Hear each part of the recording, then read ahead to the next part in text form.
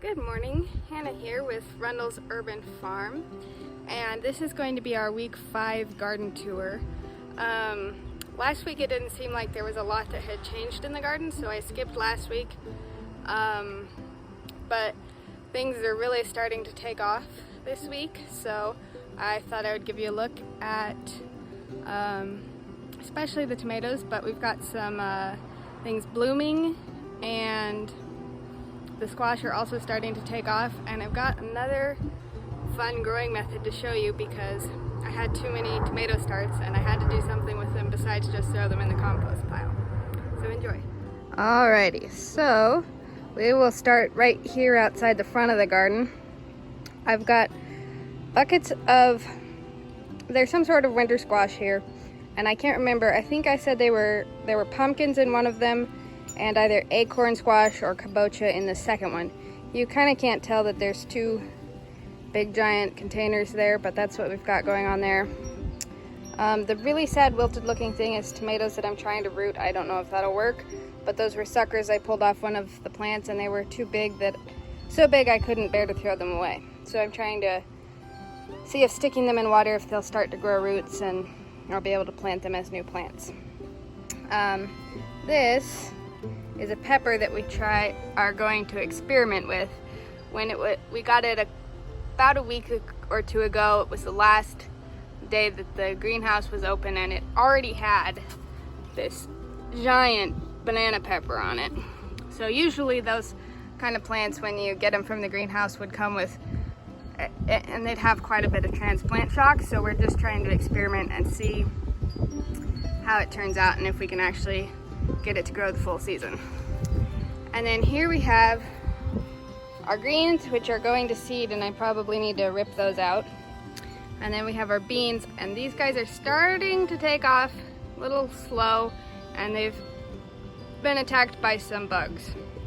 And then we've got a climbing nasturtium down there that I'm sort of wondering when it's going to start climbing. And here we have a paste tomato. I think this one is a Ronaldo, and a butternut squash, I think. And then this is 3 different cherry tomatoes, and you probably saw those in the first couple of videos. They were pretty tiny. Now they have completely overgrown this little bucket and look like their own little jungle.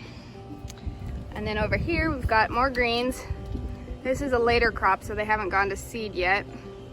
And then we've got beans and an acorn squash. And here we've got painted lady runner beans. And you can see these guys are already taking off up the trellis. They are by far the fastest when it comes to climbing. Probably hence the runner bean name.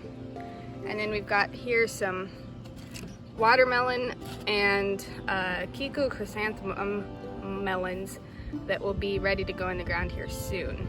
I got a later start on these because melons typically like hotter weather, and these guys are doing really well now that we're getting temperatures in the 90 to 100s. Here we have our winter squash, which are finally starting to take off. They weren't enjoying the cold weather either. This is this is a green gold, and we've got our first blossom on this one. And then over here we have a Oregon squash, and this was the very first winter squash to blossom. So we'll see what those turn out like. And then here we've got our tomato tying trellis, and we just put in all the strings. So the tomatoes are actually now tied up on their strings. Basically we pick one stem on the plant. This one's not a very good example, but like this plant, we'd pick the main stem and then wrap it around the twine as it grows larger. Let me see if I can show you. So I'll wrap this around like that, and then as it continues to grow, I'll continue to wrap it and then tie it as necessary, and it should go straight up this the string and maybe reach the top. I know that tomatoes can grow to be 8 or more feet tall. I don't know if they will do that in our part of the country, but we're certainly gonna give it a try. This tomato here has got some blossoms on it. Now this blossom here, see how it looks like there are 5 different blossoms there, and it's rather huge. This is called a fasciated blossom, and essentially that's a bunch of blossoms that are fused together, and it will produce a tomato that is multiple tomatoes fused together. And this is pretty typical of heirloom tomatoes. Some people would say to pick these off. I think it's kind of fun, so I'm gonna let it grow, and essentially it'll be like 5 different tomatoes fused together. And it's more common earlier in the season. I've noticed it on a couple plants so far. So here are more of our tomatoes on the string trellis. Now this tomato here at the very end is by far one of our healthiest looking plants. The funny thing is, I only planted one of this variety because they were the worst looking starts that I had. So it's cool to see how far it's come. And over here we have the cattle panel trellis, and you can see they are finally getting tall enough that I need to actually go through and tie those to the trellis.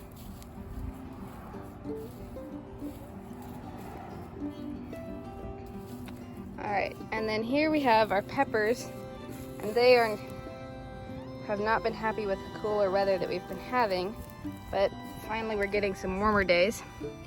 Here, this is a purple jalapeno. And you can see the beautiful purple blossoms on this plant. Really excited to see how that turns out. Now we've got cosmos. Now, the cosmos I grew last year, I think I had them confused with bachelor buttons because I thought that was going to be their max height, right about what that plant is. This variety last year grew to be 6 feet tall, and they spread seeds all over this garden, and I've just been pulling them out left and right. This one was in an out of the way place, so I let it grow. So we got more peppers here. Zucchini, which these we planted from seeds, and in the last video I don't think they had even come up yet. So they are taking off in about the last 2 weeks. This is a yellow summer squash. It's called saffron. And we've got some little baby squash on there. Really hope that they got pollinated. That's a black beauty zucchini, no blossoms yet. And then these are gray zucchini, and we've been struggling with powdery mildew on these guys, so we may have to pull them out if they don't get rid of that coloring on their leaves.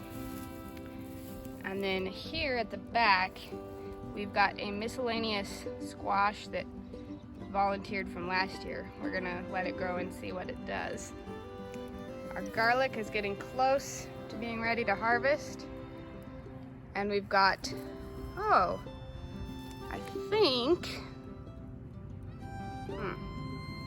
well, I thought that was maybe a watermelon that it planted from seed, but I'm not really sure what that is. The Swiss chard is taking off, and over here we've got quite the beautiful snapdragon, the first one to bloom. This section of the garden here is starting to look a little bit wild. We've got carrots finally coming up. We've got peppers. We've got cilantro and more peppers. And these cosmos, like I said, are just everywhere. We've got eggplant that are finally starting to take off. They really love the hot weather, so they were super tiny for several weeks, and now they're really getting going. And a purple basil, and more peppers, and lots of cosmos, which are taking, well, not quite taking over where I have my basil planted. Lettuce, which I started from seed and probably really wasn't in the video the last couple of weeks. Swiss chard, this is a mix that I transplanted, and some of it I planted from seed, and it's already caught up to the other transplants. And here we have, I believe this is called a Violet Cosmo. Super, super unique and pretty. And then we've got our dragon tongue bush beans, which are really taking off, and I expect that in the next maybe 3 weeks they'll start producing. And our onions.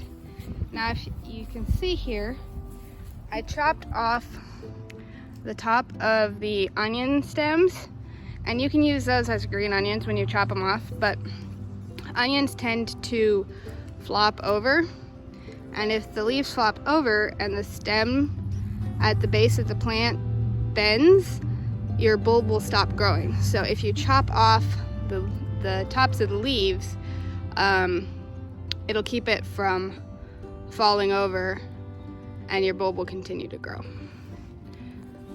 Some of the ones back there you can see are kind of floppy, and I need to chop those ones down.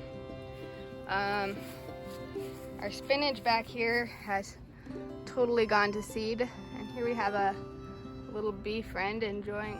What is that? I don't know what that bug was. The spinach has gone to seed, and then I'm just gonna let this area get overtaken by cosmos and sunflowers because nothing else seems to be able to survive the bugs or the heat in this section. So there's another view of the garden. And then over here we have flower and berry garden. The calendula has been blooming, and I harvested a few of the blossoms this morning to dry and save for infusing in oil and making soaps and skincare products. Veronica is starting to bloom, and here we have peas, and you can see in here some of these have purple pods. I'm not a huge fan of peas, but growing something that has a purple pod is just too exciting to resist. Goldenrod, which is about to bloom, more calendula and nasturtiums, and I think these are the cherry rose nasturtiums. They're a different variety than I grew last year, and I just love the color. And then we have delphinium, daisies. Daisies are typically, I think, a sun plant, but they're not minding the shade too much. And then we have our chickens and our bees. Oh, I also want to tell you about something in this barrel. So last year we got 3 grape plants. One we got from a fancy greenhouse, and it was expensive and it looked gorgeous. And then the 2 grapes that are over in that barrel we got from Ace, super cheap. They were the last 2 they had in stock, and they looked horrible. Now this grape that we got from the fancy greenhouse did not survive the winter. Those 2 survived the winter and will be producing grapes very soon. You can see here we've got little baby grapes starting to get bigger. And then here we bought this stick. It was a bare root grape that we got early this spring, and it really just looked like we stuck a stick in this pot. But yesterday I was in here watering, and I found this little guy right here, and that is the grape growing. So we will have a grape in this barrel. Well, we do have a grape in this barrel, but hopefully very soon it will be climbing. I mentioned that I had too many tomato starts. Here's what I did with them. I created grow bags with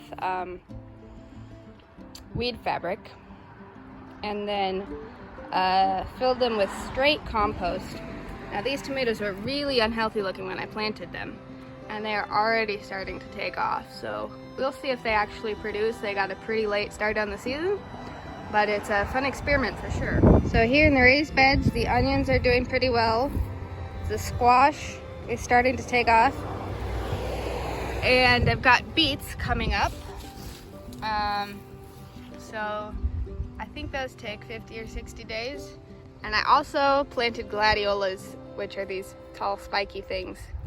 So I'm really excited to see how pretty those look in a couple of months. We've got our strawberry bed, which we've been getting a ton of strawberries from. And then we've got the back one. And you may have noticed in the earlier videos, these tomatoes looked really, really sad. And one of them was just kind of black looking. But they are now doing very well, and they're enjoying the hot weather. We've got cilantro and dill, and at the back we have cucumbers, and they are doing really well. They're actually a lot bigger than our cucumbers last year were a couple months later than these. So hopefully those will start climbing soon and we'll get some nice cucumbers this year. And at the front we've got 6 different peppers. These two are a little slow, but in here we have two other peppers, and they are definitely enjoying life in their little protected wall of water. They're doing a lot better than the other peppers because they've not been exposed to as much of the cold weather. And another one there. And over here I underestimated how tall the chamomile would get. I harvested the flowers this morning for drying to make tea, but they have totally taken over this garden and are way bigger than all the plants that I planted them in front of. We've got our first zinnia blossom and our cherry bushes here, which should have cherries on them in a couple of months. One more thing over here I forgot to show you. Micah and I decided we didn't have enough squash planted, so we planted some in these grow bags, and they are just starting to pop up, and we will see if they have enough time to actually produce this season.